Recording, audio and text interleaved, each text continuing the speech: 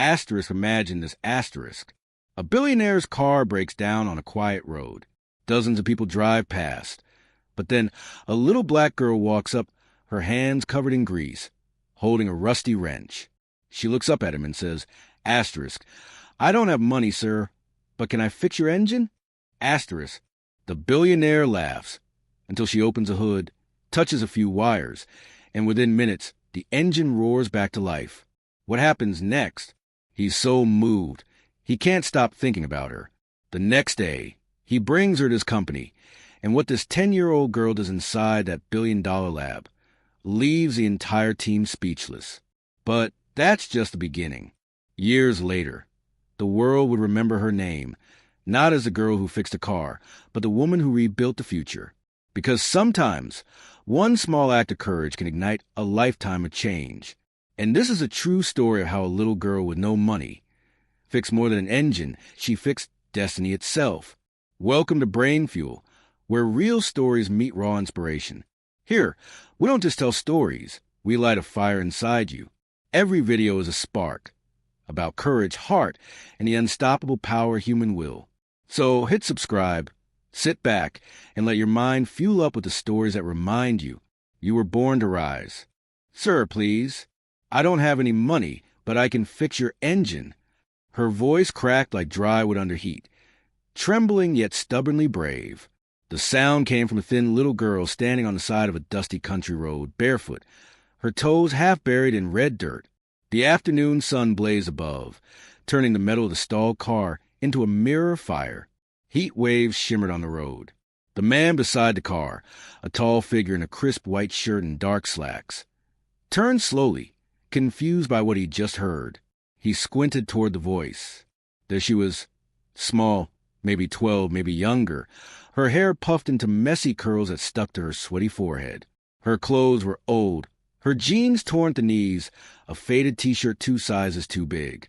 But her eyes, those eyes, didn't belong to a child who'd given up. They were alive, sharp, curious, determined. The man blinked in disbelief. "What did you say?" he asked, his tone halfway between amusement and irritation. "I can fix your car, sir," she repeated, stepping forward, her hands clasped nervously in front of her. "I don't need money. I just want to help." The man sighed and wiped sweat from his brow. His name was Richard Thompson, CEO of one of the biggest tech-driven car companies in the country. He wasn't used to being stranded on the side of a broken highway, especially not in a small, forgotten town like this. And he certainly wasn't used to being approached by a kid who claimed she could fix his luxury electric car. Richard looked down at her, then at the smoking hood of his E900, a sleek silver machine worth more than most houses around here. "You can fix this?" he asked, gesturing toward the car. Ava nodded, her chin lifting slightly. "Yes, sir. I've seen one before." He raised an eyebrow. "Here? In this town?" She smiled faintly, almost shyly. "Not exactly. But I watch videos when the Wi-Fi works." There was something in her tone that made him pause. She wasn't joking. She wasn't trying to hustle him for cash or attention. There was confidence behind her words, the kind that doesn't come from arrogance, but from practice. Still, Richard crossed his arms. "Do your parents know you're out here?" "My mom's at work," she said quickly. "She won't be back till night. I usually fix things for people around here. Radios, bikes, sometimes the old tractors when they break down. I can help you too." The CEO chuckled under his breath, glancing down the road. There was no signal on his phone, no shade, no help coming. The nearest repair shop was miles away. He looked back at her again. She was still standing there, blinking up at him, waiting, not begging, not whining, just waiting for permission. He thought to himself, what's the worst that could happen? "All right, little mechanic," he said finally, "show me what you got." The girl's face lit up like sunrise. She darted to the car, moving with a surprising confidence. She didn't hesitate, didn't act scared of touching the shiny panels or the complex wiring. She crouched down, peering beneath the chassis. "You smelled the smoke, right?" she asked. He nodded slowly. "Yeah, I thought it might have overheated." She reached up and tapped the side of the car, listening. It's not overheating. It's leaking coolant from the rear connector. See that tiny drip? Richard knelt beside her, following her finger. There was a faint trickle of blue fluid sliding down the metal. His engineers had mentioned that issue before, but they'd never completely solved on the prototype. How do you know what that is? He asked, almost offensively. I've seen it on videos, she replied simply. There's a channel that explains electric engines.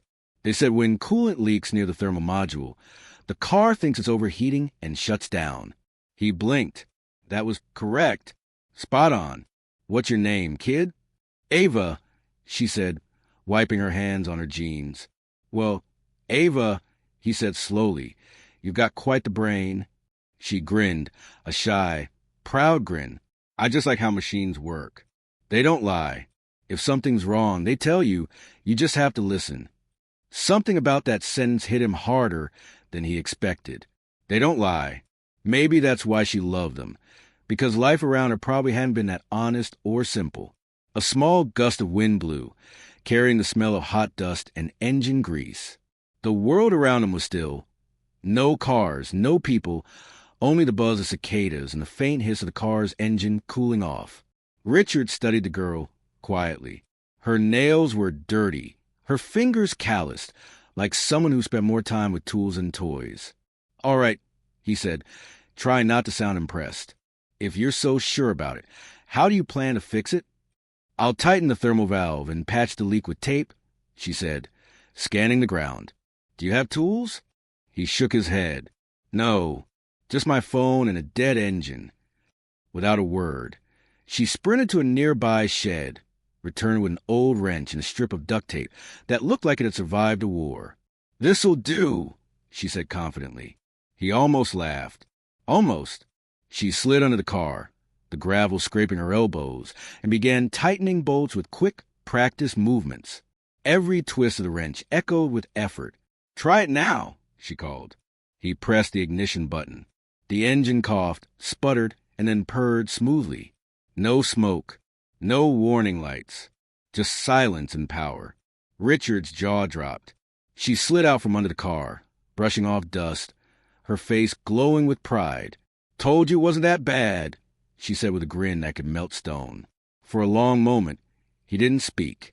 The CEO of a billion-dollar company, surrounded daily by engineers with PhDs, was staring at a barefoot 12-year-old who just outdiagnosed them all. How did you, he started, but she cut him off with a shrug. You just have to listen to what the engine's trying to tell you. Richard chuckled softly, shaking his head. Ava, you might just be the smartest person I've met today. She looked down, embarrassed, kicking at a rock. I just like fixing things. My mom says one day I'll build something big, but right now I just fix what's broken. The way she said fix what's broken lingered in his mind. He didn't know it yet, but that moment, on that quiet, forgotten road, was the beginning of a story that would travel the world. Because sometimes the smallest hands make the biggest changes.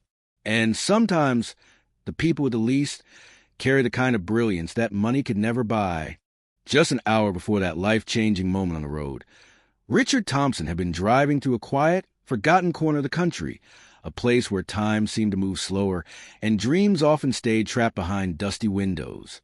His luxury electric car glided smoothly over cracked road, the hum of the engine almost silent compared to the symphony of cicadas and wind rustling through tall, golden grass. He was on his way back from a rural school his foundation had funded. He'd spent the morning giving a speech about innovation, telling kids that the future belongs to those who imagine it differently.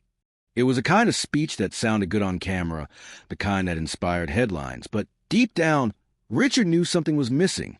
He looked out the window at the old wooden houses, broken mailboxes, and kids playing barefoot in the dirt. They weren't thinking about innovation.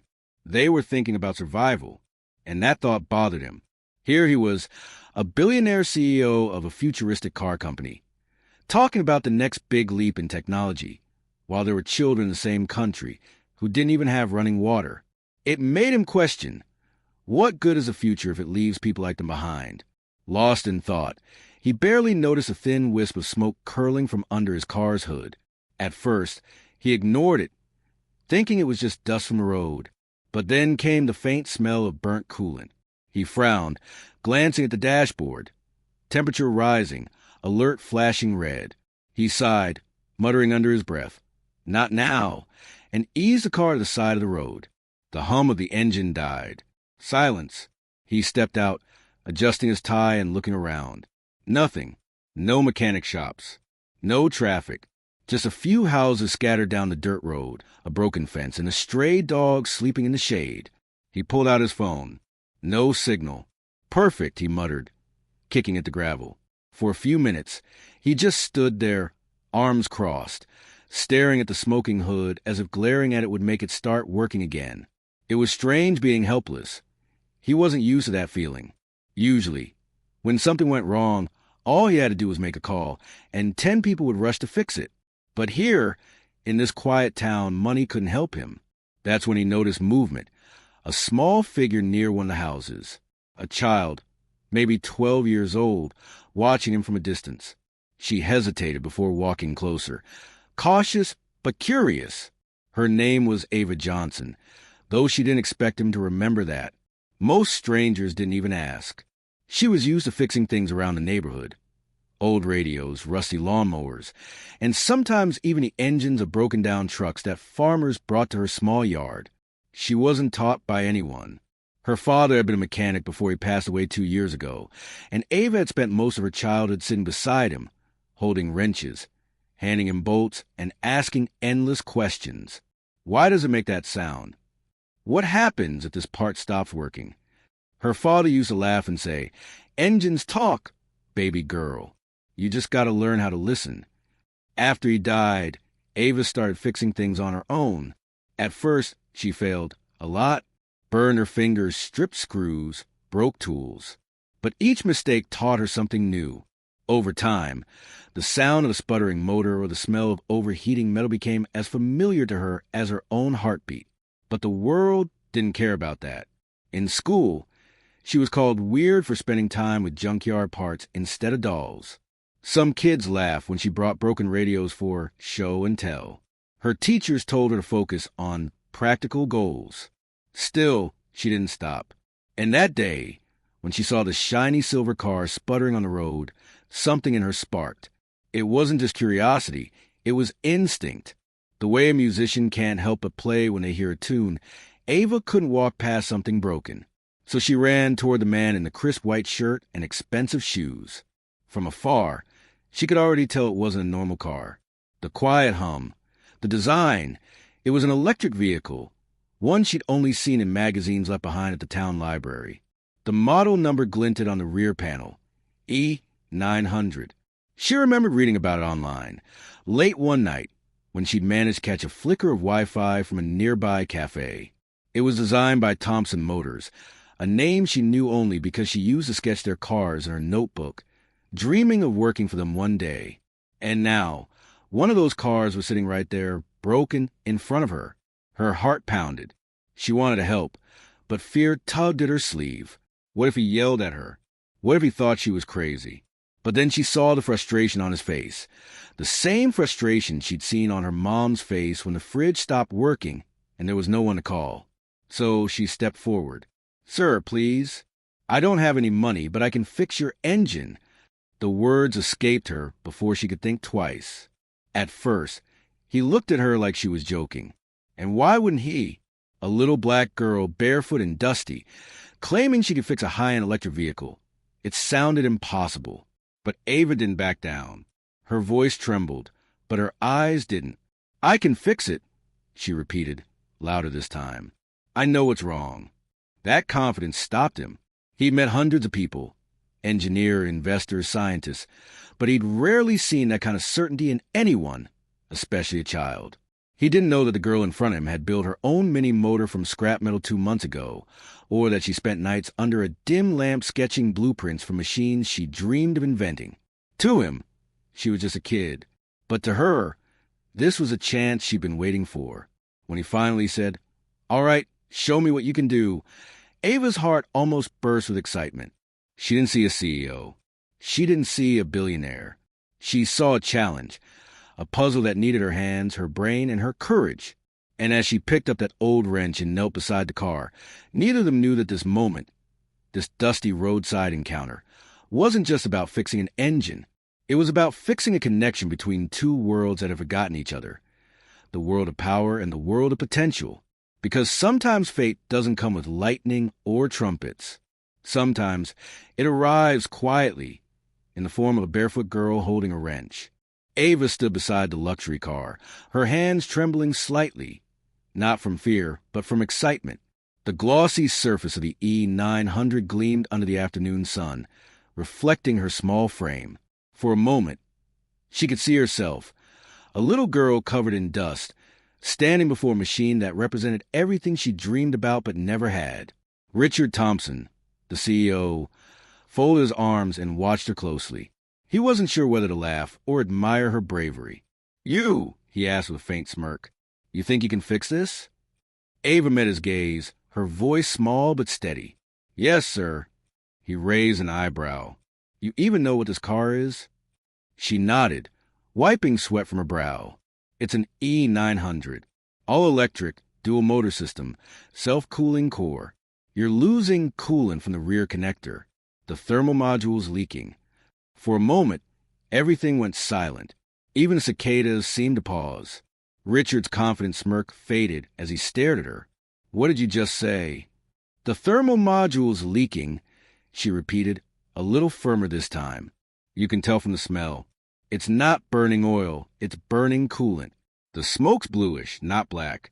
And the sound it made when you stopped, it's like a short sigh. That means pressure loss, not overheating." Her explanation rolled off her tongue, like someone who'd been studying engines for years. Richard blinked, speechless. She wasn't guessing. She knew. Finally, he managed to say, "How do you know all that?" Ava's face lit up with a shy smile. "I watch videos online. There's this one channel where a mechanic explains car problems in detail. When I can get Wi-Fi, I watch everything. Sometimes I even pause and draw the parts he talks about. I like figuring out how they work together." He tilted his head, studying her more carefully now. Her eyes sparkled with curiosity, the kind of curiosity he hadn't seen even in some of his best engineers.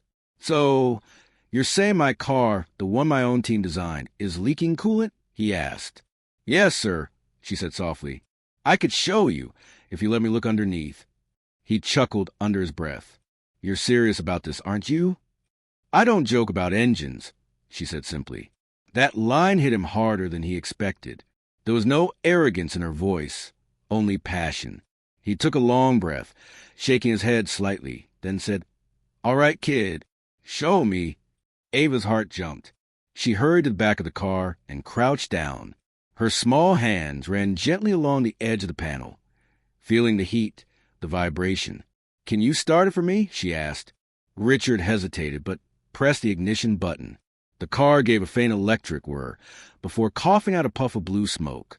Ava leaned closer, listening, then nodded to herself. "It's the rear coolant valve," she said confidently. "It's vibrating loose. That's why it's leaking under pressure." He stepped closer, crouching beside her. "How do you even hear that?"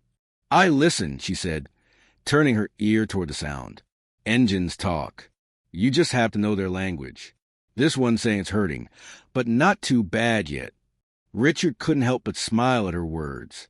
It reminded him of something his own father used to say when he was a young engineer. "Machines have souls if you learn to listen to them." He hadn't heard that phrase in decades. "All right," he said finally, still skeptical but intrigued. "Let's see what you can do." Ava bit her lip. She didn't have proper tools. All she had was the old wrench she kept in her back pocket and a piece of cloth. She wiped her hands and crawled under the car, the gravel digging into her knees. The CEO stood above her, arms crossed, trying not to interfere. "Be careful," he warned. She chuckled softly. "I'm always careful." Minutes passed. Richard watched, surprised by how methodical she was. She moved like she'd done this 100 times, checking pressure caps, tightening bolts, cleaning the leak area. At one point, she tapped a metal part with her wrench, listened closely, and said, "It's loose here." The seal's worn out. He crouched beside her. That's exactly where my engineers said the prototype had trouble, he muttered to himself. What's a prototype? She asked, glancing up. It's the first version of something new, he explained. Oh, she grinned. Then your prototype has the same problem as my mom's old washing machine. He laughed for real this time, shaking his head. You're unbelievable. Not unbelievable, sir, she said, just paying attention. A few minutes later, she called out, Try it again. Richard pressed the start button. The car hummed, smooth, steady, flawless. No smoke, no vibration, just the quiet, perfect sound of precision. His eyes widened. No way. Ava slid out from under the car, her face streaked with dirt and sweat, but her smile brighter than the sun. Told you, she said proudly. He walked around the car, checking for any leaks. Nothing, not a drop. You actually fixed it, he whispered. Ava shrugged, holding up the wrench. It just needed someone to listen. For a moment, the man who built an empire stood silent before the girl who had nothing, but understood everything. He looked at her hands, scraped and dirty but steady, and thought about all the meetings he'd sat in with people who'd lost the joy of creating. This little girl still had it. What's your name again? He asked softly. Ava Johnson, she said, smiling shyly. Well, Ava Johnson, he replied. You might just be the best mechanic I've ever met. She giggled. I'm not a mechanic yet, sir, but maybe one day. He smiled, a thoughtful expression crossing his face. How'd you get into all this anyway? My dad used to fix cars before he passed away, she said, her tone softening. I watched him every day. After he was gone, things kept breaking, and nobody was around to fix them. So I tried. Sometimes I mess up. Sometimes I make things worse. She paused, glancing up at him. But every mistake teaches me something. That's how machines teach back. Richard swallowed hard. He didn't expect that answer. He had spent his whole career chasing innovation. Machines faster, smarter, stronger. But he'd forgotten the human heart that drives it. Looking at Ava, he realized that brilliance doesn't always wear a lab coat or a suit. Sometimes it wears a torn t-shirt and carries a rusty wrench. As the car purred quietly beside them, Richard found himself smiling. Not as a CEO, but as a man rediscovering what passion looked like. Well, Ava, he said finally, you've officially humbled a billionaire. She tilted her head, confused. What does that mean? He chuckled. It means you just reminded me what real genius looks like. And for the first time that day, he didn't feel stranded anymore. He felt inspired. He didn't know it yet, but that moment, on a dusty road with a barefoot girl who fixed his car, was a spark that would change not just her life, but his company, his vision, and maybe even the future itself. Because sometimes the smartest minds don't sit in offices. Sometimes they're found under cars, listening to engines whisper their secrets. Richard Thompson leaned against his car, arms crossed, trying not to show how fascinated he was. He'd seen thousands of technicians work before, people with degrees, certifications, and years of experience. But none of them had the same fearless energy this little girl had. Ava crouched beside the gleaming silver E900, her eyes scanning every inch like a detective studying a crime scene. She ran her fingers gently along the seams of the hood, feeling the temperature, listening to the faint hum that lingered even after the engine stopped. All right, Richard said, skeptical but amused. You've got my attention. What do you want to do? Ava brushed her messy hair from her forehead and said, I need to see the thermal valve. It's probably loose. He raised an eyebrow. The thermal valve is part of the coolant regulator. You'd need tools for that. She smiled shyly, almost mischievously. I've got a wrench. That's enough. He watched as she jogged toward a small wooden shed near the edge of the road. Inside, he could see piles of scrap metal, a few broken bikes, and what looked like a half-disassembled lawnmower. She rummaged through an old box and came running back with a beat-up wrench, the metal dull and rusty from years of use. This was my dad's, she said softly, running her thumb along the handle. He said a tool doesn't have to be new, just honest. Something about that line hit Richard's heart. He couldn't help but think of his own father, who'd once worked in a small workshop before Richard became rich enough to own dozens of factories. He'll remember how his dad used to say, "Son, the best hands aren't the cleanest. They're the ones that have worked." Ava knelt down beside the car, her knees pressing into the dirt. "Can you start it for me?" Richard hesitated. "You sure it's safe?" "Engines don't bite," she said with a grin. "Just listen when they talk." He chuckled, shaking his head, and pressed the ignition button. The car buzzed to life with a faint electric whir. A soft trail of bluish smoke curled from the back. Ava leaned closer, tilting her head. "It's still breathing," she whispered to herself. "Not too bad yet." Then, without hesitation, she slid under the car. Richard crouched beside it, worried. "Be careful. There's a lot of wiring under there. You could get shocked."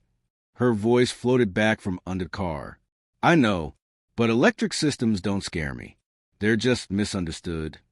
For a few minutes, all he could hear was a soft clinking of metal, the sound of her wrench tightening bolts, loosening clamps, tapping panels with a rhythm that seemed almost musical. Occasionally, she'd pause, listening to the hum of the motor as if it were whispering secrets only she could understand. Then she called out, "Can you rev it slightly?" He pressed the accelerator lightly. The car gave a low hum. "Stop," she said.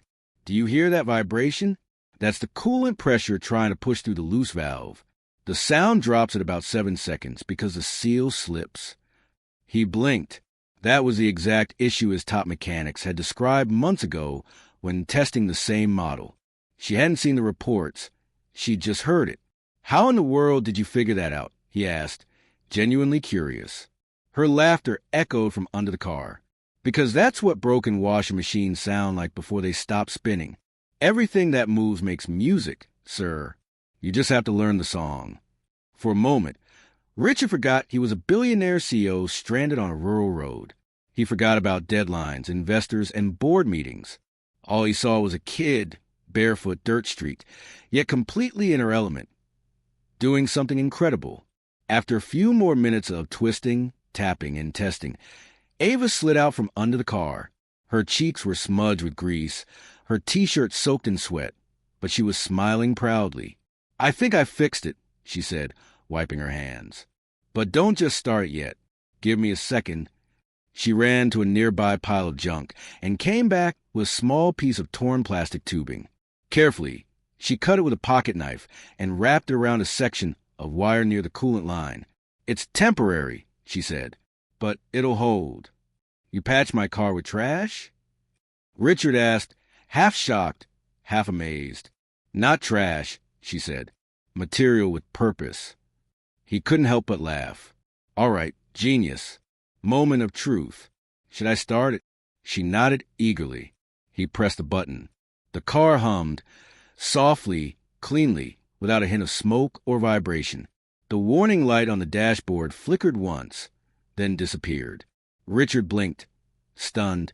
It's running perfectly." Ava's grin widened. "Told you it was just a valve." He got out and walked around the car, inspecting the area she'd touched. Everything looked flawless. The leak had stopped. Even the heat levels on the panel had stabilized. He looked back at her, still crouching in the dirt, holding that old wrench proudly like it was made of gold.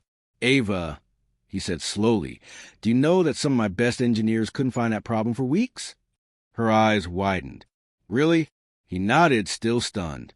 "You just did in 20 minutes what a team of professionals couldn't do in a lab." Ava laughed shyly. Maybe they didn't listen hard enough.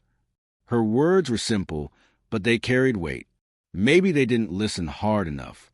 In that instant, Richard felt something shift inside him. For years, he'd surrounded himself with data, reports, and simulations. But somewhere along the way, he'd forgotten the human touch, the curiosity, the wonder, the heart that drove innovation. And here was this little girl, reminding him of it with a wrench and a smile. "Tell me something, Ava," he said gently. "What do you want to be when you grow up?" Her eyes sparkled as she looked up. "An engineer," she said without hesitation. "I want to build things that don't break. Machines that can help people who can't afford new ones." Richard swallowed hard, looking at her, this kid who had nothing but a dream and the courage to chase it anyway. "That's a good dream," he said softly. She grinned.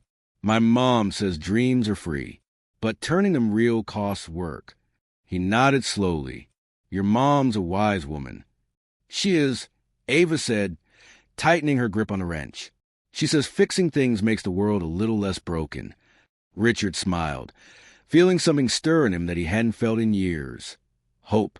He didn't know it yet, but at that moment, a silent promise formed his mind. This wouldn't be the last time he saw Ava. Because sometimes the most extraordinary engineers don't come from fancy schools or labs. Sometimes they come from dirt roads, armed with nothing but curiosity, courage, and a rusty wrench passed down by love. The car purred softly in the background, its once troubled engine now running smoother than ever. The evening sun dipped lower, painting the sky in streaks of gold and orange. Ava sat cross-legged on the dirt, tapping her wrench lightly against her knee, smiling as if she'd just saved the world. Richard stood silently for a moment, trying to process everything that had just happened. He was a man who had spent decades in boardrooms filled with people who measured value in dollars and data. But right here, on this forgotten dirt road, a little girl had reminded him what true genius looked like, raw, unpolished, and full of heart. He took a step closer. Ava, where did you learn to do that? She shrugged shyly. Nowhere really. I just watch things. Sometimes I take apart broken machines people throw away. If I can fix them, I sell them for a few dollars.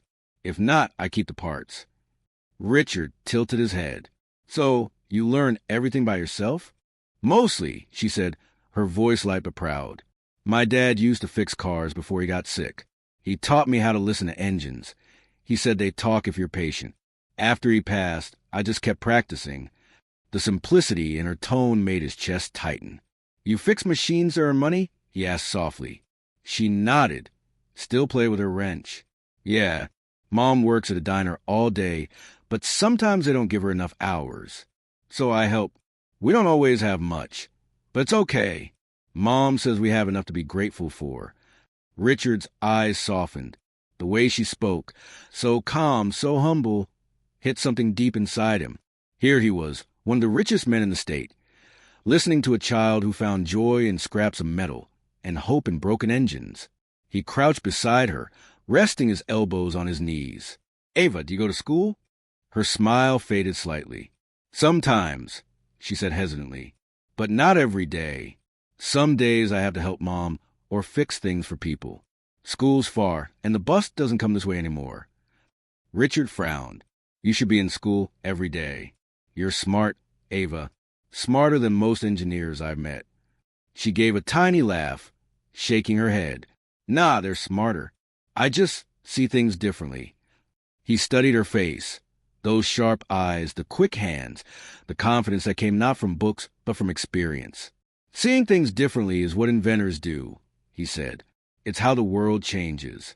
For the first time, Ava looked up directly at him, her gaze serious.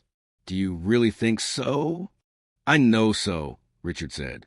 Every great inventor I've met started with curiosity, not money. You got something rare. Ava, don't ever lose it. A small, proud smile returned to her lips. Thanks, she whispered. The air between them was quiet for a moment, gentle, almost sacred. The sound of cicadas filled the background as the last rays of sunlight touched the fields around them. Then Richard spoke again. Ava, you know who I am? She blinked, confused. No, sir. Should I? He chuckled softly. Not really. Most people don't know my face, just my cars. I'm Richard Thompson, CEO of Arcton Motors. Her eyes went wide. Wait, you make these cars? I do, he said with a smile. Or at least, I lead the people who do. Ava's jaw dropped slightly. She looked back at the car, then back at him. That's crazy, she whispered. So this is your car? He nodded. You let me fix the CEO's car? She said, half laughing, half in shock. What if I broke it?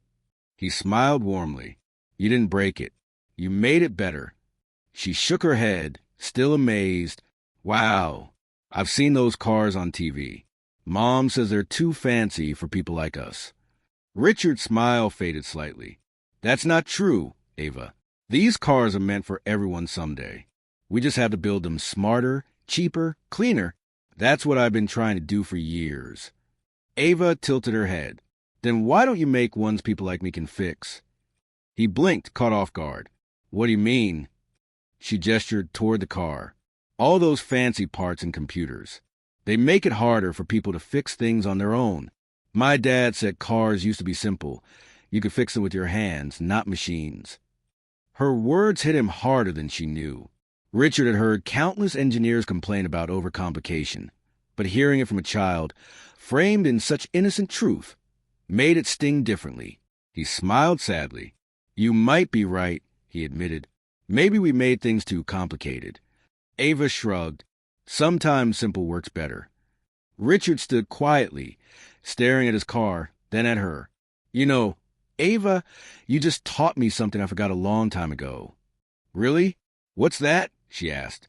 He smiled faintly. That the best ideas don't come from offices or labs. They come from people who actually use things, people who live with the problems every day. Ava tilted her head curiously. Then maybe you should listen to more people like me. He laughed. I think I should. She looked at him, puzzled. You're not mad that I touched your car? He shook his head. Mad?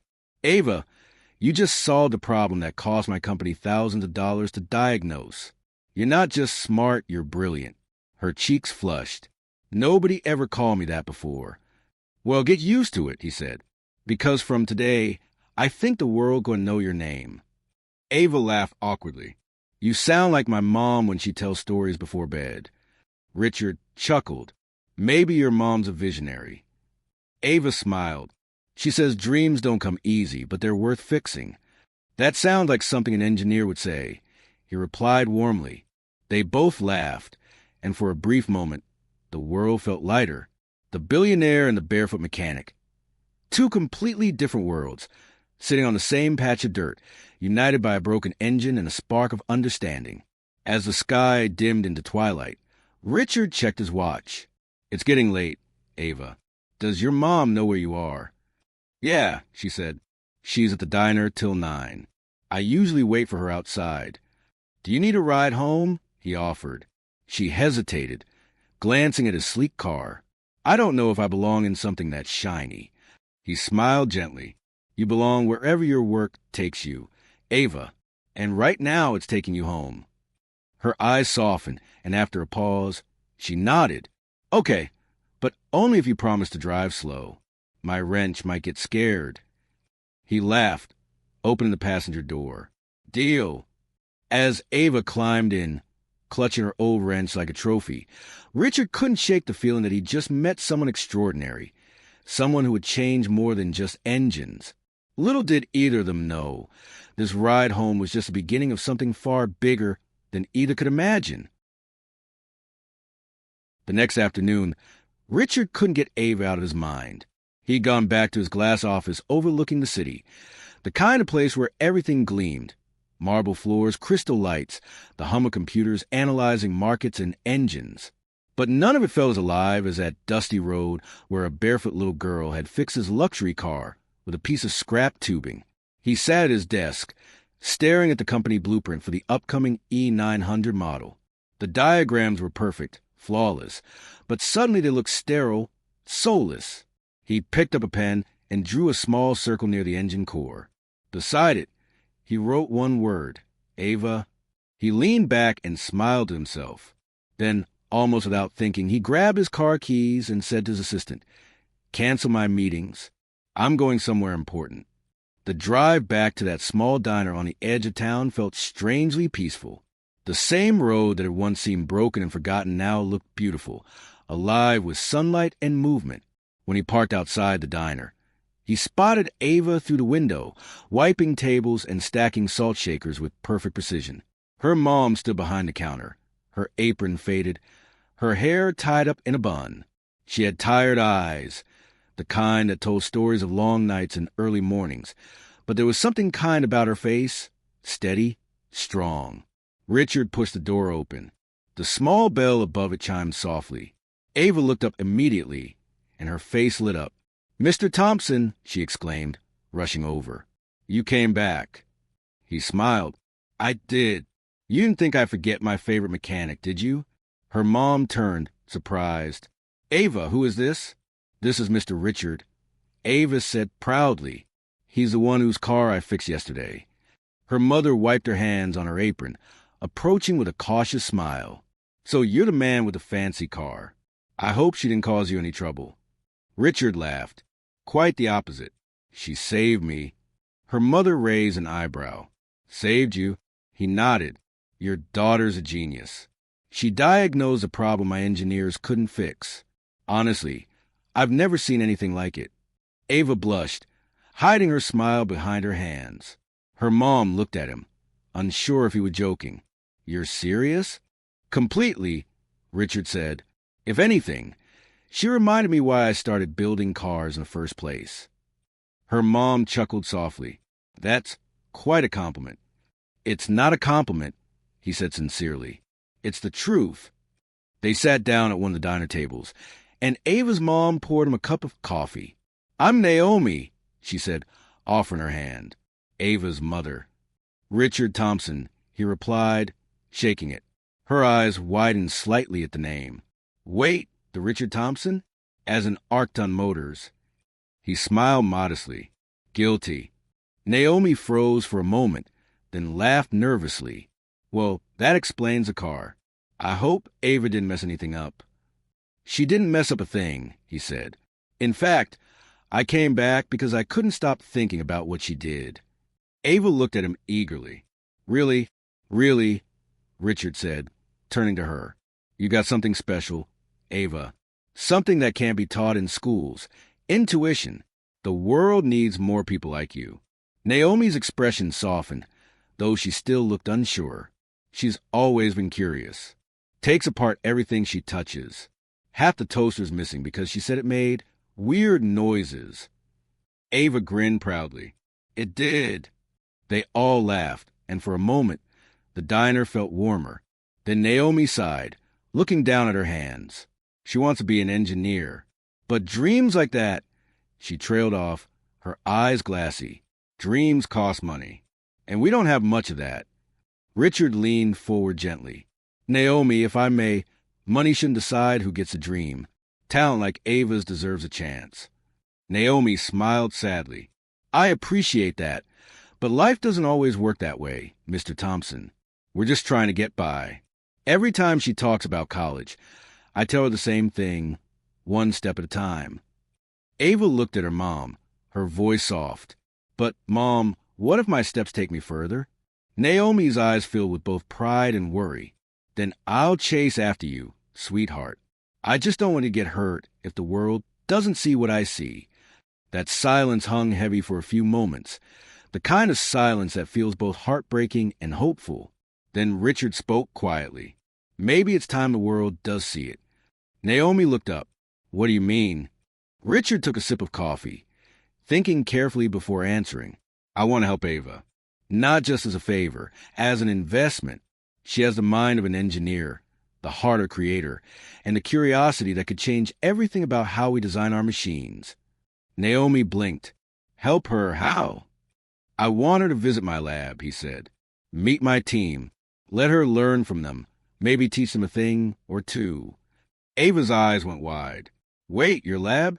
Like real robots and stuff? He chuckled. Exactly like that. Naomi frowned slightly, protective. That's generous, Mr. Thompson. But why would someone like you take interest in my little girl? Richard smiled. Because someone once gave me a chance when I didn't deserve it. And it changed everything. I see that same spark in her. Naomi's eyes softened. She studied him quietly, trying to decide if he was genuine. After a moment, she nodded slowly. If you promise to keep her safe and teach her something real, then I'll trust you. Ava couldn't contain herself. Mom, did you hear that? I'm going to see the lab. Naomi smiled tearfully. Looks like you are. Richard chuckled. How about tomorrow? I'll send a car to pick you both up. Ava bounced on her heels, grinning from ear to ear. Tomorrow? Oh my gosh, I have to get my wrench ready. Naomi laughed softly, shaking her head. This girl never stops thinking about machines. As Richard stood to leave, He placed a small business card on the table. "Here's my number in case you change your mind. But I hope you don't, because I think this is just the beginning." Naomi picked up the card, her hand trembling slightly. "Thank you, Mr. Thompson. Really." He smiled warmly. "Thank her, Naomi. She reminded me why I fell in love with invention in the first place." As he walked out of the diner, Ava ran after him, holding her wrench. "Mr. Thompson, wait." He turned. "Yes." She handed him the wrench. "For luck. You'll need it when you fix big things." He laughed softly, touched. "I think I already got my luck the day I met you." And as he drove away, watching her small figure waving in the rearview mirror, he knew something incredible was about to begin. Because sometimes the smallest hands fix the biggest hearts. The road home was quiet, the kind of quiet that carried its own heartbeat. The hum of the car's engine blended with the sound of crickets outside, and the headlights cut through the evening mist like two soft beams of gold. Ava sat in the passenger seat, legs barely reaching the floor, clutching her old wrench like it was a trophy she'd earned from a universe. Richard kept glancing at her from time to time, half in disbelief, half in admiration. The same little girl who'd been covered in dirt just an hour ago was now sitting in one of the most advanced vehicles in the country, and somehow she belonged there more than anyone he knew. "So," he said finally, breaking the silence, "you always fix cars by the side of the road?" Ava giggled. "Only when it looks sad." "Sad?" He smiled. "You think cars get sad?" "Of course," she replied seriously. "When they're not running right, it's like they're trying to talk, but nobody listens. My dad used to say that machines have feelings too, not like people, but they care if you care." Richard nodded slowly. "Sounds like your dad was a wise man." "He was," she said softly, her eyes looking out the window. "He used to fix everything. Fans, bikes, even people's lawnmowers. But then he got sick and stopped fixing things." Her voice trailed off. The wrench in her hands seemed heavier now. Richard didn't push further. He could sense the ache behind her words, the kind of pain kids should never have to carry. Instead, he smiled gently and said, "And you took over his job?" She nodded proudly. "Someone had to keep things running." He chuckled. "You remind me of myself at your age. Always tinkering, always curious." Ava turned to him, her eyes bright. "Did you fix cars too?" He laughed softly. "Not exactly. I built small machines, model planes, toy engines. Once, I built a tiny robot that could move using an old toothbrush motor." Her eyes widened. "You made a robot? That's so cool." He smiled at her excitement. "Yeah, but it broke after 2 minutes. Still, that's where it started. One small dream, one broken thing. And suddenly I wanted to build everything." Ava nodded. "That's like me. I like broken things because they still have stories left." Richard stared at her, amazed by her wisdom. "That's a beautiful way to see the world, Ava." The car rolled down a narrow dirt path now, lined with half-built fences and wildflowers. Small houses stood on either side, humble, some with lights flickering from candles instead of bulbs. It was clear this wasn't a neighborhood Wealth ever visited.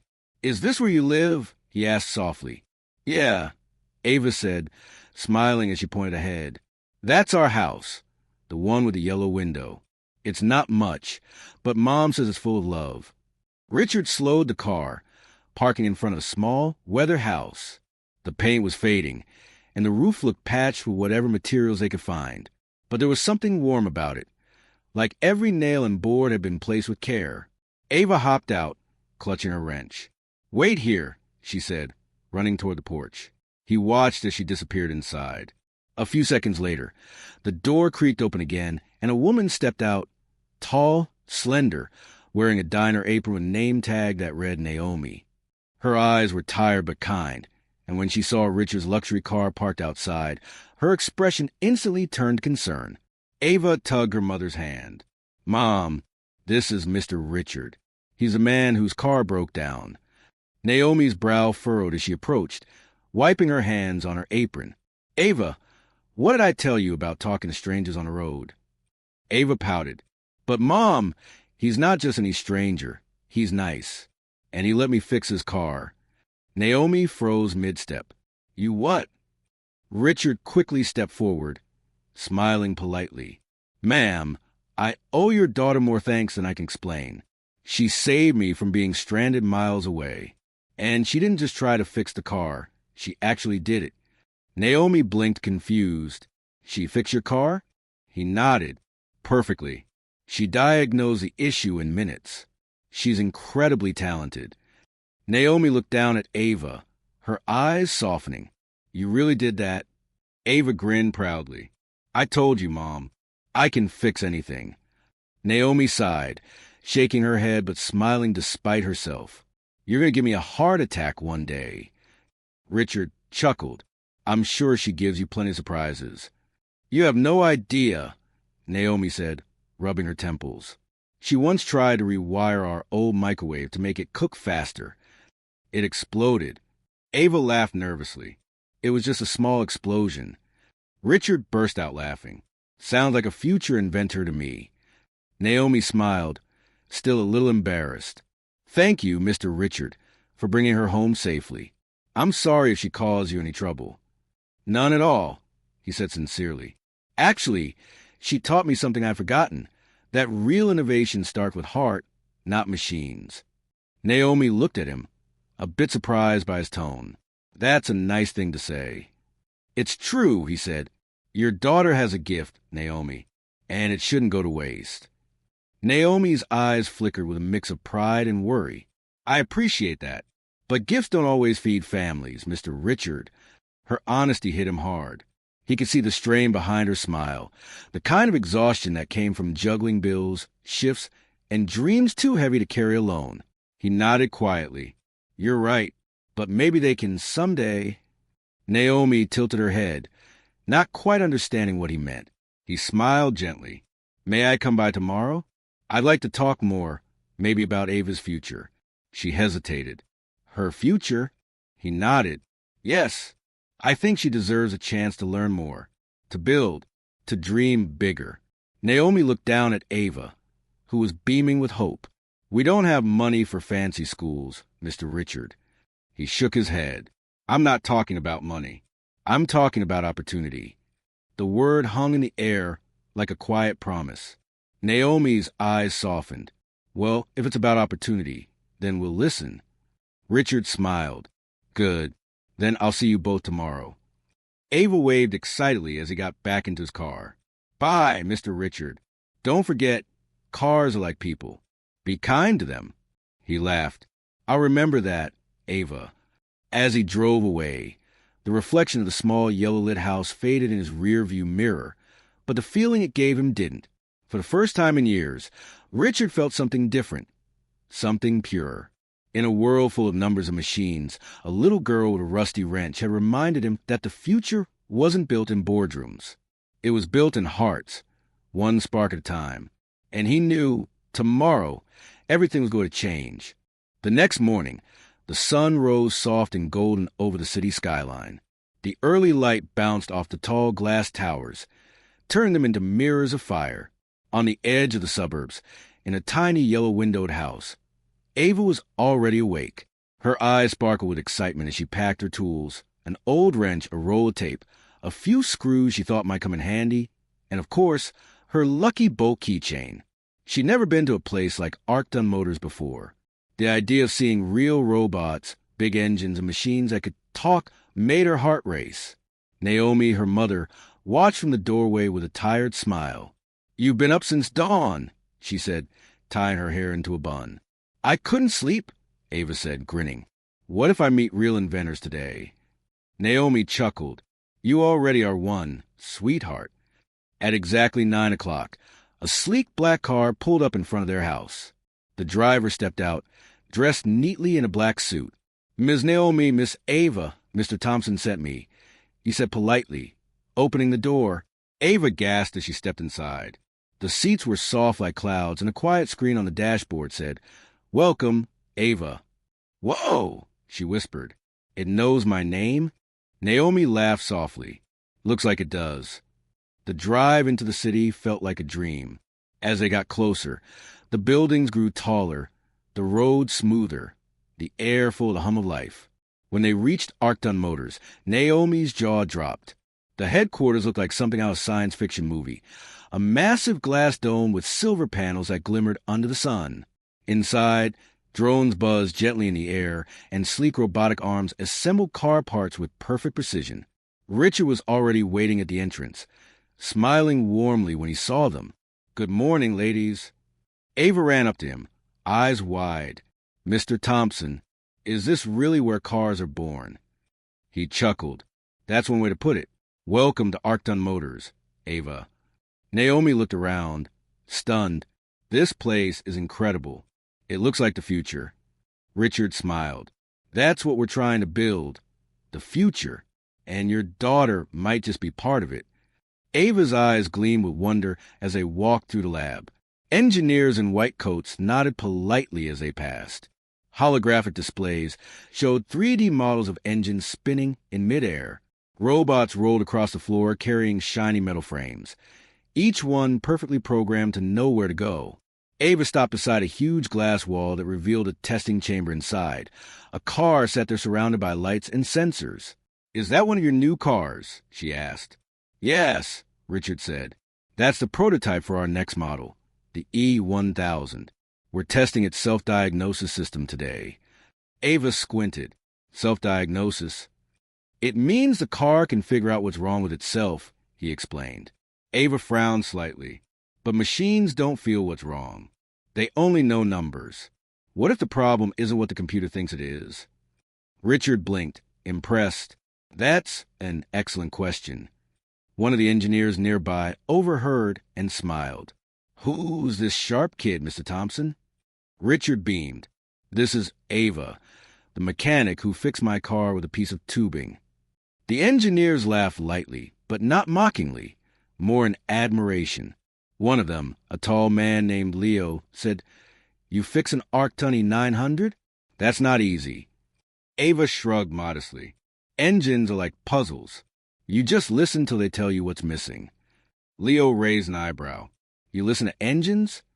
She nodded seriously. "Every machine makes a song. If you learn the rhythm, you can hear when it's wrong."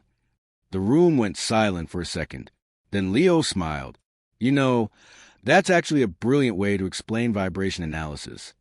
Ava tilted her head. "Vibra what?" Richard chuckled. "Don't worry about the big words. You already understand it better than most people here." They walked deeper into the lab until they reached a massive digital table with a holographic projection of a car engine spinning above it. Richard gestured toward it. "This is our design table. Every part of the car is built here before it's ever made in real life." Ava stared in awe. "Can I touch it?" He smiled. "Go ahead." She placed her small hand above the light, and the hologram reacted, rotating slowly. Her eyes widened as she saw the inside of the engine. "Whoa! You can see everything." Leo leaned down beside her. "Here's a question. Ava, see that valve right there? That's the coolant regulator. We've been having trouble keeping it from overheating at high speed. What would you do?" Ava studied it carefully for a few seconds. Then she said, "It's because that pipe's too close to the motor coil. The heat travels and makes it expand. If you move a few inches away or cover it with something heat-proof, it'll stay cool." The engineers froze. Leo blinked. "That's exactly what the simulation showed last week." Another engineer whispered, "How did she see that so fast?" Richard grinned proudly. "Told you she's special." Ava looked at him innocently. "Did I get it right?" He laughed. "Perfectly right."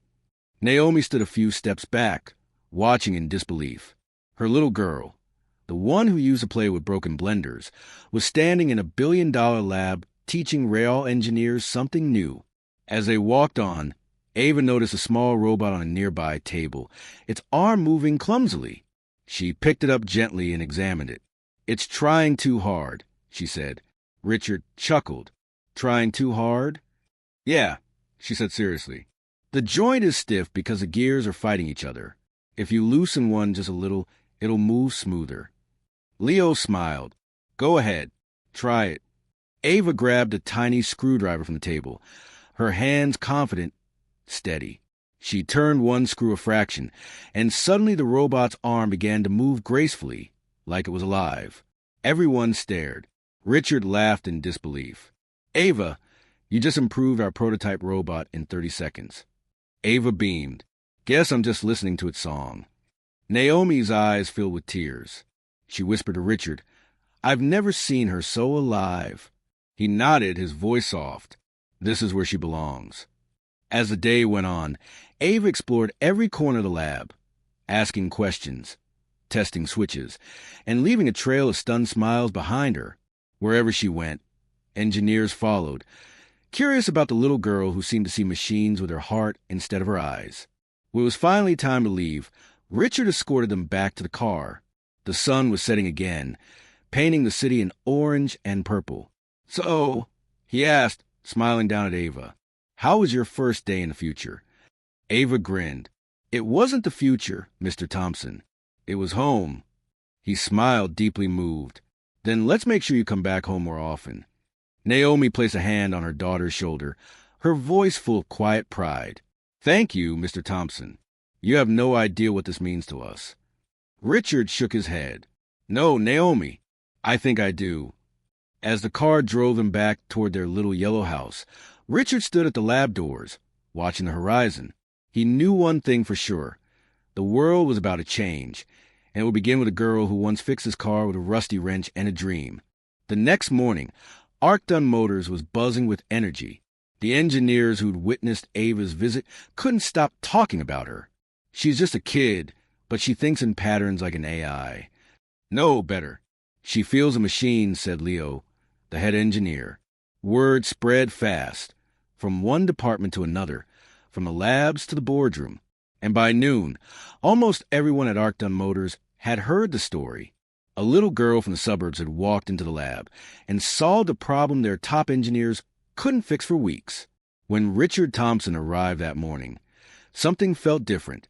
As he stepped through the main doors, the staff greeted him with excitement. Not because he was a CO, but because of what he'd done. He'd seen something in a child no one else had noticed: raw brilliance. Inside his office, Richard sat by the tall window overlooking the city. He held a mug of coffee, but didn't sip it. His mind was on Ava, her small hands fixing the robot, her wide eyes full of wonder, her words echoing in his head. Machines sing. You just have to listen. It wasn't just innocence. It was genius wrapped in humility. For years, Richard had been frustrated. His company built cutting-edge electric cars, but something always felt missing: the soul, the spark that made machines come alive. Ava had reminded him what innovation really meant. Curiosity, not credentials. He pressed a button on his desk intercom. "Lisa, call the executive team. Meeting in 1 hour. And bring the footage from yesterday's lab cameras." "Yes, sir," his assistant replied. An hour later, the boardroom was full. Suits lined the long, polished table, and the city glimmered beyond the glass wall. The executives murmured among themselves, curious about the sudden meeting. Richard entered calmly, carrying a tablet. "Morning, everyone," he said. "Before we begin, I want to show you something." He tapped the screen, and the big monitor came to life, playing clips from the day before. There was Ava, standing beside the holographic table, confidently pointing at the engine model. The pipe's too close to the motor coil. The heat travels and makes it expand. Move a few inches, and it'll stay cool. The engineers watched, stunned. Then the footage showed Ava adjusting the little robot, making its arm move perfectly. "She's how old?" one executive asked. 10, Richard replied. The room fell silent. Another executive leaned forward. "Sir, with all due respect, why are we watching this?" "Because," Richard said, turning off the screen, "that little girl reminded me why this company exists." He walked slowly to the end of the table, looking each of them in the eye. "When I started Arc-Dun Motors, I wanted to build machines that change the world. But somewhere along the way, we got lost in charts, profits, and deadlines. We forgot that innovation comes from imagination, not degrees." He paused and smiled slightly. "Yesterday, a 10-year-old girl from a poor neighborhood solved a problem your best engineers couldn't fix in 2 weeks. She didn't have tools or a fancy lab, just her mind. The executives exchanged uneasy looks. "So what are you suggesting, Richard?" asked one of them. "I'm suggesting," Richard said, placing his hands on the table, "that we invest in her future." Murmurs broke out immediately. "Invest? In a child? She's not even in high school." "This isn't charity, sir." Richard raised a hand. "It's not charity. It's vision." He took a breath. "I want to start a mentorship and scholarship program under Arcton Motors. It'll find kids like Ava, young inventors with raw talent who never get noticed because they don't have the money or opportunity. We'll train them, guide them, and give them resources, starting with Ava." The room went quiet again. One board member frowned. "You're talking about giving company funds to children? What will investors think?" Richard's voice hardened slightly. "Investors follow innovation, and innovation begins with a spark." "Ava Thompson," he smiled, realizing he'd said her name with pride, "is that spark." He clicked the tablet again, showing a freeze frame of Ava's bright, confident face. "I want to personally sponsor her education, every cost covered. And when she's ready, she'll have a place here at Arcton Motors, not as a token, but as a future engineer." The executives looked stunned. Finally, Leo, who had been quietly listening, stood up. "Sir, I was in the lab yesterday. I saw her. You're right. She's the real deal. I'll volunteer to mentor her myself." A few others nodded slowly, impressed by Leo's conviction. Richard smiled. Then it settled. The Arcton Young Innovators program begins today. Later that evening, Naomi was at home folding laundry when she heard a knock on the door. When she opened it, she gasped. Richard stood there again, smiling warmly, holding a small envelope. "Mr. Thompson?" she said, surprised. "What brings you here?" He handed her the envelope. "I wanted to give you this in person." She opened it slowly. Inside was a letter on official Arcton Motors paper. Her eyes widened as she read. It stated, "We are pleased to offer Ava Johnson a full scholarship under the Arcton Young Innovators program, covering her education, mentorship, and future internship opportunities." Naomi's hands trembled. "Is this real?" Richard nodded. "Completely real. She's extraordinary, Naomi. The world needs minds like hers." Tears filled her eyes. "But we can't afford. I don't even—" "You don't have to," he interrupted gently. "Everything's taken care of. All I ask is that you keep believing in her." At that moment, Ava came running into the room, her little hands covered in oil again. "Mom, look, I fixed the toaster." Naomi laughed through her tears. "Baby, Mr. Thompson's here." Ava turned, surprised. "Mr. Thompson." He smiled, kneeling down to her level. "Hey, little mechanic, I have something for you." He handed her a small silver badge that said, "Arcton Young Innovator." Her mouth dropped open. "What's this?" "It means," he said softly, "you're officially part of our team now. You get to keep learning, building, and dreaming. And someday, you'll help us build the future." Ava's eyes filled with tears, not sad ones, but the kind that come when a dream suddenly feels real. "Really? You mean I can come back to the lab?" "Anytime you want," he said with a smile. "That place is yours as much as it is mine." Ava hugged him tightly. "Thank you, Mr. Thompson." He patted her shoulder gently. "No, Ava, thank you. You reminded me what it means to believe again." As he stood up, Naomi whispered, "I don't know how to thank you." Richard looked around their humble home, then at the small girl still grinning beside him. "You already did by raising her." When he left that night, the stars above seemed brighter, as if the universe itself was smiling. Ava sat by the window, holding her badge, whispering, "I'm going to build something amazing one day." And somewhere deep inside Arcton Motors, Richard Thompson looked out over the city, knowing this was the best investment he'd ever made, not in machines, but in a child who dared to believe. Years passed. The once little girl with grease-stained hands and a borrowed wrench was no longer little. Ava Johnson had grown into a confident young woman with the same sparkle in her eyes, the one that first made Richard Thompson believe in her. At 24, Ava stood outside the towering headquarters of Arcton Motors, the same glass dome that once felt like a world away. But this time, she wasn't a visitor. She was walking in as the new head of innovation. She took a deep breath, her reflection shimmering in the polished glass doors. "You made it," she whispered to herself, smiling softly. When she stepped inside, the entire lobby seemed to recognize her presence. Employees who once read about her story as children now worked under her leadership. Some smiled. Others nodded with quiet admiration. "Morning, Ms. Johnson," said the receptionist warmly. "Mr. Thompson is waiting for you upstairs." Ava smiled. "Thank you, Helen." The elevator ride felt long, even though it lasted only seconds.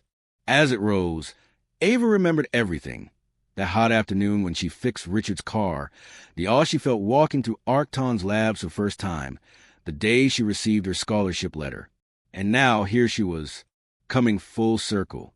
When the elevator doors opened, Richard was waiting near the window, older now, his hair more silver than gray. But his smile, that warm, fatherly smile, was the same. "Look at you," he said, his voice filled with pride. "All grown up." Ava laughed. "Still learning, though." "You always will," he said. "That's what makes you brilliant." They sat together in the same office where years ago he had made the decision that changed her life. Only now, there was no distance between them. They were equals, partners in vision. "So," Richard said, leaning back, "you ready for the big reveal?" Ava's eyes lit up. More than ready. Down in the Arcton main hall, reporters, investors, and engineers gathered for a major announcement. A large banner hung behind the stage. "The future is human. Arcton Motors 2.0. Richard stepped up to the podium first. The crowd hushed. 10 years ago, he began, I met someone who changed the way I saw the world. She wasn't an executive or an engineer. She was a child who saw things not through equations, but through empathy. She reminded me that innovation isn't about machines. It's about heart." He turned slightly toward the side of the stage. "Ladies and gentlemen, please welcome the person who embodies the future of Arcton Motors, Ava Johnson." The applause that erupted was thunderous. Ava walked onto stage, her heart pounding but steady. As the lights hit her face, she could see the crowd, hundreds of faces, cameras flashing, and somewhere near the front, her mother Naomi, tears in her eyes, clapping proudly. Ava smiled, then began to speak. "When I was 10 years old," she said, "I didn't have fancy tools or degrees. I just had curiosity and a belief that even broken things could work again if you gave them enough care. That belief brought me here today." She turned to the massive screen behind her. "Today, I'm proud to introduce Arcton's newest creation. Not just a car, but a revolution." The lights dimmed. A holographic projection filled the stage. A sleek, futuristic vehicle rotating slowly, its silver frame glowing with soft blue light. "This," Ava continued, "is the Arcton Aurora, the world's first self-healing electric car. It uses nanotechnology to repair its own components and a sensor system that reads driver emotions to adjust performance and safety. Because machines shouldn't just move us, they should understand us." The audience gasped in amazement. Richard watched from the sidelines, his eyes misty. He knew that this was more than a launch. It was a legacy of a little girl who once fixed his engine with faith and imagination. The crowd erupted in applause as the hologram faded. Reporters shouted questions, cameras flashed, and employees cheered. But through it all, Ava's gaze found one person, her mother. After the event, she found Naomi backstage, tears still glistening. "Mom," Ava said softly, "you made it." Naomi laughed. "I wouldn't miss this for the world. My little girl, building cars that heal themselves. Who would have thought?" Ava hugged her tightly. "You believed in me when no one else did." Naomi whispered, "And look what that belief did." Later that evening, the crowd had gone, and the lights of the city glowed beyond the tall glass windows. Ava stood beside Richard, both of them silent for a long moment. Finally, he spoke. "You did it, Ava. You built something that will change everything." She smiled. "No, we did it. You took a chance on a girl who didn't even have bus fare." Richard chuckled. "Best decision I ever made." She looked at him thoughtfully. Do you ever wonder what would have happened if your car hadn't broken down that day? He smiled. Then maybe the world would have missed its brightest mind. Ava looked out over the city, the same skyline that had once seemed untouchable. Now it looked like home. You know, she said softly, I've been thinking there are still kids out there like me. Kids who don't get noticed because they don't have money or access. I want to expand the Innovators program. Not just here, everywhere. Schools, neighborhoods, even orphanages. Let's give them a chance to dream, too. Richard nodded slowly, proud and moved. You've come a long way, Ava. She smiled. Thanks to one broken engine. They laughed quietly together. Two dreamers, generations apart, united by fate. That night, Ava returned home, not to a mansion, but to the same humble yellow house she'd grown up in. She sat by the window with her old bolt keychain in hand. The metal had rusted slightly, but it still shone faintly under the moonlight. She whispered to herself, this little thing started it all. Her phone buzzed. A message from Richard. Proud of you, partner. The world's watching and learning. She smiled and texted back. Let's keep building. The future's listening. Outside, the wind carried the faint hum of the city. Cars, engines, and dreams all blending into one beautiful rhythm. And somewhere deep within the sound, Ava heard again the music of machines. The song she had always listened to, even as a little girl. The song of hope, of possibility, of creation. Because sometimes the greatest revolutions don't begin in boardrooms or laboratories. They begin on the side of a road with a child who says, I don't have money, but I can fix your engine. And when someone chooses to believe in that child, the whole world starts to change.